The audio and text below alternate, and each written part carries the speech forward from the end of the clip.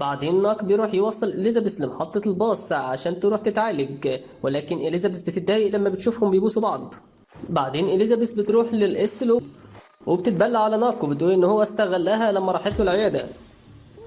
بعدين لوبوس بيروح للانسكي وبيدفع له فلوس عشان يرضى يقول له عن ماضي ناك، وفعلا بيقول له الماضي بتاعه.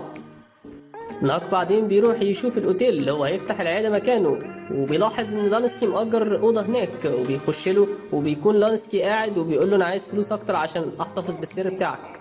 بعدين لوبوس بيروح للعمده وبيقول له ان ناك بيبوظ البلده وان هو مشى اديل منها، وكمان استغل اليزابيث لما راحت له العياده.